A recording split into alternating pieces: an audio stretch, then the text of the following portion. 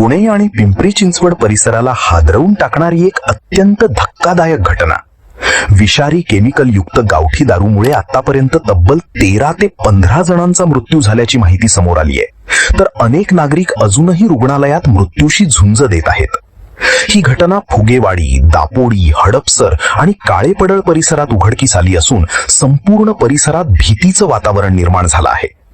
मित्रांनो, बुधवारी आणि गुरुवारी फुगेवाडी परिसरात अचानक एकामागून एक नागरिकांचे मृत्यू होऊ लागले. सुरुवातीला लोकांना काहीच समजत नव्हतं, पण जेव्हा गावातील आझाद चौकात एकाच फ्लेक्सवर 5 ते 7 मृत व्यक्तींची नावं झळकली, तेव्हा नागरिकांच्या पायाखालची जमीनच सरकली. परिसरात एकच खळबळ उडाली. स्थानिक नागरिक आणि मृतांच्या नातेवाईकांनी थेट आरोप केला की या भागात अनेक दिवसांपासून बेकायदेशीर हातभट्टी आणि गावठी दारूचे अड्डे सुरू आहेत आणि हीच विषारी दारू प्यायल्यामुळे लोकांचे जीव गेले. मात्र सुरुवातीला पोलिसांनी हा दावा पूर्णपणे फेटाळून लावला होता. पोलिसांचं म्हणणं होतं की कोणीही अधिकृत तक्रार दाखल केलेली नाही. काही प्राथमिक अहवालांमध्ये शरीरात अल्कोहोलचे अंश आढळले नसल्याचंही सांगण्यात आलं. त्यामुळे मृत्यू नैसर्गिक किंवा इतर आजारांमुळे झाला असावा असा अंदाज व्यक्त करण्यात आला होता. पण जसजसा तपास पुढे गेला तसतसं धक्कादायक सत्य समोर येऊ लागलं.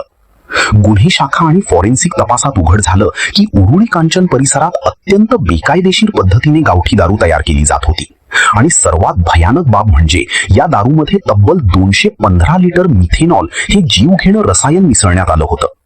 मिथेनॉल हे अत्यंत विषारी केमिकल मानलं जातं. हे शरीरात गेल्यानंतर उलट्या होणे, डोळ्यांसमोर अंधारी येणे, दृष्टी जाणे आणि शरीरातील अंतर्गत अवयव निकामी होण्यास सुरुवात होते. अनेक मृतांमध्ये हीच लक्षणं दिसून आली असल्याची माहिती समोर आली आहे. ही विषारी दारू उरुळी कांचनवरून पुणे शहर, हडपसर, काळेपडळ आणि पिंपरी चिंचवड मधील अनेक अवैध अड्ड्यांवर पोहोचवण्यात आली होती. या प्रकरणात राज्य उत्पादन शुल्क विभागाच्या रेकॉर्डवरील सराईत आरोपी योगेश वानखेडे याला पोलिसांनी अटक केली आहे. तसेच या संपूर्ण रॅकेटशी संबंधित 8हून अधिक जणांना पोलिसांनी ताब्यात घेतलंय. महत्वाची बाब म्हणजे पोलिसांनी वेळेत कारवाई करून उर्वरित विषारी दारूचा साठा जप्त केला. त्यामुळे आणखी मोठी जीवितहानी टळल्याचं सांगितलं जात आहे. दरम्यान या घटनेनंतर राज्य सरकारही ऍक्शन मोडमध्ये आलं आहे. मुख्यमंत्र्यांनी स्वतः या प्रकरणाची गंभीर दखल घेत पुणे आणि पिंपरी चिंचवड पोलिसांना संपूर्ण बेकायदेशीर नेटवर्क उद्ध्वस्त करण्याचे आदेश दिले आहेत. मित्रांनो, काही पैशांसाठी लोकांच्या जीवाशी खेळणाऱ्या अशा अवैध व्यवसायांवर कठोर कारवाई होणं अत्यंत गरजेचं आहे.